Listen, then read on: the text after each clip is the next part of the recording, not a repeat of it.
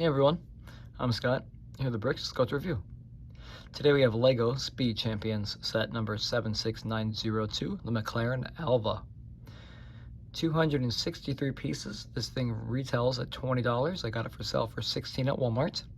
And mainly because I noticed that this car looks a lot different than a lot of other cars I've seen from Speed Champion lines. The fact that there is no roof or a windshield. So some investigation had to go on with this, and I found out that this 800 horsepower rear-wheel drive, mid-engine, 4.0 liter twin-turboed car actually has no windshield or roof because the aerodynamics is saved by this front end here. So basically when it drives, the air goes in through this intake and then it comes out through there rapidly.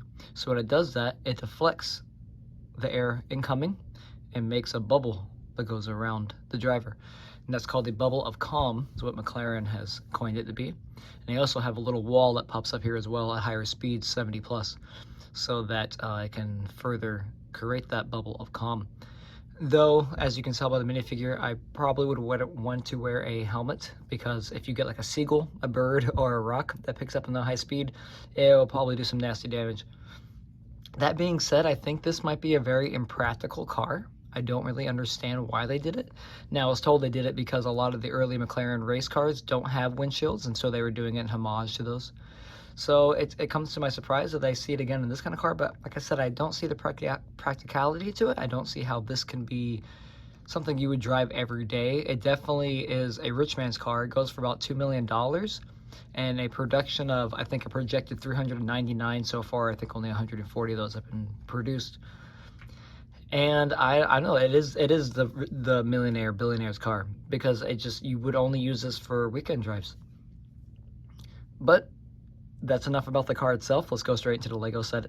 And first, let's just talk about this box set. So I just want to get some red flags before we actually build anything.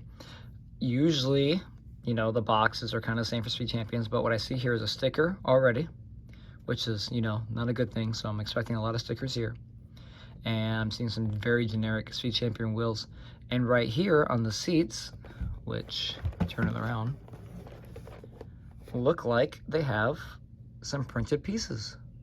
I'm hoping that's what those are, not stickers, because I don't think that's going to look up that well, but more stickers on the side. And of course you get a wonderful little picture of the actual car, which in my opinion, I don't care for the actual design or the look of this car at all. It gives me very James Bond vibes, especially Pierce Brosnan. What is it? Die Another Day, I believe it was called. I definitely think that's what that looks like. Very early 2000s, 90s look. And you can tell off the bat that it has a lot of aerodynamics and a lot of curves to it. It's a very beautifully designed car. I just don't care for it, but the aerodynamics looks amazing. And with that being said, you know that Speed Champions are going to do their best using the Lego system to emulate that.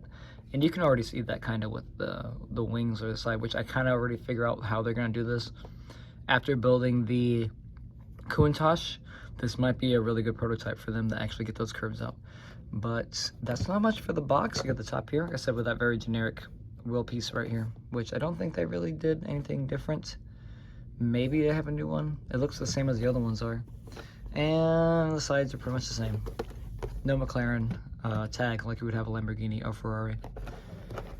I do like this diffuser in the back. I'm not crazy about the stickers. I was told that is a carbon fiber diffuser back, and the diffuser plays a very big part. And actually they spaced out the exhaust systems, because some of them give a high tone, some of them give a low tone. So they really try to get that to be like an orchestra of sounds, especially with the back exhaust, which is really cool. Obviously, you're not going to get that. It's a Lego set, but that's a nice little tip. Another thing is that they don't have, because they had to get rid of the windshield and the roof, a lot of amenities that you would have in a driving are gone. So they do have speakers, but I know they're on the side by your heads so you can hear them.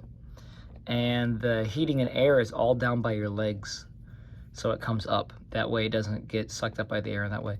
And I was told that if you were to put your hand up through the bubble of calm, it would just be the equivalent of putting your hand outside of a window while you're driving.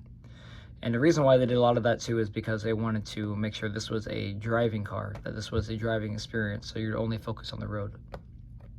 Funny they say that, because they did put a big tablet in the middle of it. which you can see right there, Lego did their best take on that. All right, well, let's get building. Well, here we have it, McLaren Elva, finished out of the box, and a lot of good things, but a lot of bad things as well. I just want to start off in saying, beat that dead bush. You aren't going to get perfect curvatures a lot with this set. It's the Lego system. The actual Elva has a lot of curves to it, and it's a very, well, curvy car, not to be repetitive on the matter.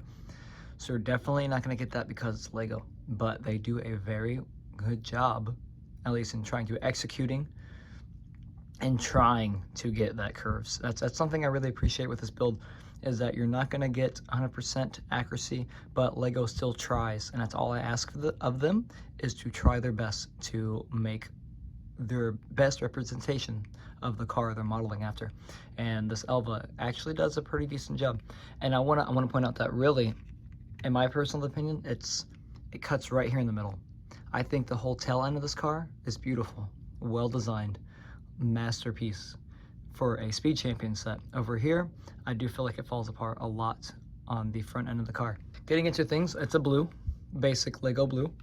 I believe the Elva is actually a metallic blue, and I kind of wish they went with a more metallic blue with this. The price might have went up for the actual car, but I think if they did a metallic blue, you would get a better resemblance to the actual model. But this blue isn't, normal basic Lego blue isn't that bad. Black rims, all blacked out. You do have some white pieces in the cockpit area, especially with the console here, which is nice. This is, I believe, is a seven gear dual clutch, 7-speed dual clutch. So you're not going to get a shifter in this one, which is a lot for a lot of supercars like these. They usually don't put a shifter in there because you can't shift that fast enough to change the gears out. So dual clutch is usually what they do, which is, you know, a switch between automatic and manual controls. And on the back here, we have a beautiful diffuser. I mean, like I said, it's a masterpiece. I think the whole back end is wonderful. For the taillights here, they use a translucent red axe head, which is very interesting. And I thought was a very unique way to reuse and recycle that piece. And if I bought another one of these, I probably would most likely part it out just because of those, or, you know, could buy your own. But I thought that was very interesting for that. You do get your two mufflers on the side here for the exhaust, two silver pieces, and then you get the top ones on there with a sticker. And surprisingly, it only came with 7 stickers, which for the most part, it came with printed pieces. You get one for the center console right here, which is like a normal thing that you see in a lot of cars nowadays, but you go in right here, which is great, little push play. And they give you 2 of these pieces. So now I have a separate one, which is interesting to have in the collection. And you get 2 printed seats, which are off-white a little bit. They kind of blend in with the blue. So when you have those white head rest on there, you definitely, you know, you get the discoloration right there. But it's nice to have 2 printed pieces, at least for that. And you have the sticker right here for the McLaren logo, which is just like on the box. For the front end, I definitely think that because it doesn't have the windshield on it and it's the car isn't designed like that way, it does suffer from that. So you get a more open design, but it's a studsy design and it just looks flat and not well done. The splitter in the front is actually very well done.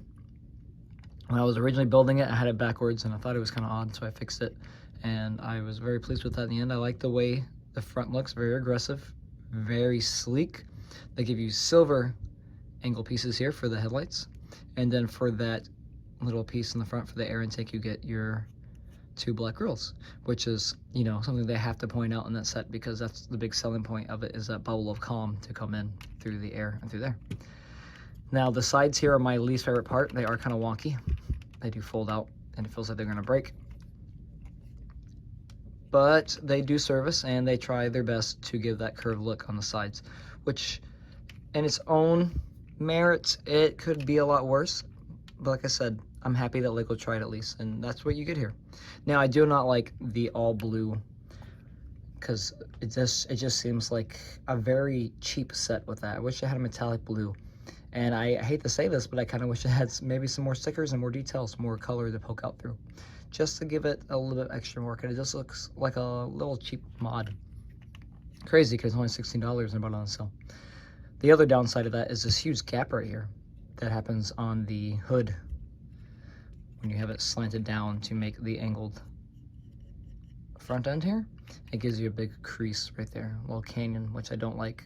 I think Lego did a good job of using a lot of the flat tiles and trying to get as least amount of studs on top as possible. I don't really care much for these. I kind of wish they probably used maybe stack a 1x2 and then put on a flat tile on top of those just to kind of get more of a flat look on that. That's what I definitely wish they did do. The rims are decent. The wheels are black out, which is cool, because just like the regular car. And the bottom is not much else to say about it. They don't add any details about it. Nothing much like the Hesco when they put the sweet flag. Not a lot of Easter eggs in this set. You do have this wonderful black shield part that you see a lot in some speeders for Lego sets, for Star Wars Lego sets. And they use that in the back end with another sticker on it. 7 stickers in total, especially for the back, for the tail lights right here, and the carbon fiber 3D printed tail end. I know that has that on the actual car. That's not here as Lego, but to mimic that, they put a sticker here. So 7 stickers in total, which made me really happy. And I think it's the biggest pro on this one, and besides fucking that up right there, which it kills me. It's so goofy. I didn't realize it. I thought I was doing it correctly. But for 7 stickers, no, it's a pretty decent build.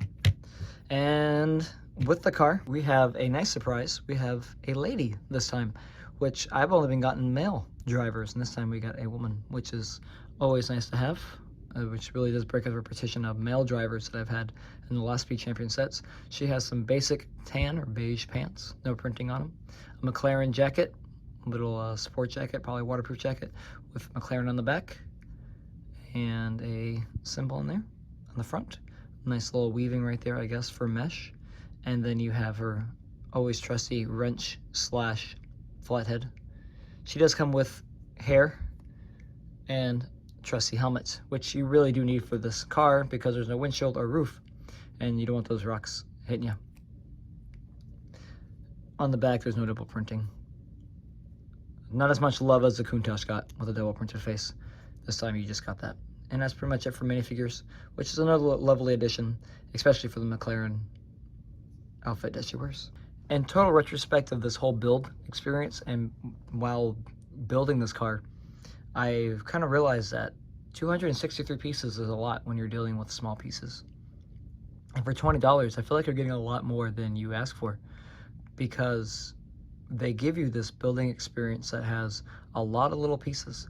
And if you think about it, it's kind of like building an Ultimate Collector's, but on a very smaller scale. Because you have all these intricate little designs that kind of go in these. Yes, kind of repetitive because you're doing the same chassis over again, but when you start getting the actual design of the car and getting the nice curves and seeing how Lego is trying to replicate the real life version, you have to stop and just appreciate what this little build is. It takes about 30 to 40 minutes to do it, but I think that for the $20, it's a well priced experience. And so far, I like to think that Speed Champions has delivered time and time again, and a great building experience, except for, well, the Countach. I was really bored about that. But the more I built this one and the more I thought about it was, you know, these are really underappreciated sets, and I think that if you just took the time and did these, you will see its value a lot. And the Elva kind of showed me that, just how well Lego was able to take a lot of these little pieces and make something out of it like this. Yes, it has its pros. It's not really that curvy, and it doesn't replicate it that well, but it's a good attempt at doing representation of the McLaren Elva. I recommend buying it now because it's on sale. I would say pick up 2, just because you kind of want to keep one on the side. Those printed pieces are really nice. You don't really know if you'd use them for anything else, but this whole backside and just having it on the shelf is actually really worth it. If you can buy it for $16 on sale, pick up 2 of them and just experience it. All right. That's it for my review. Thanks for watching.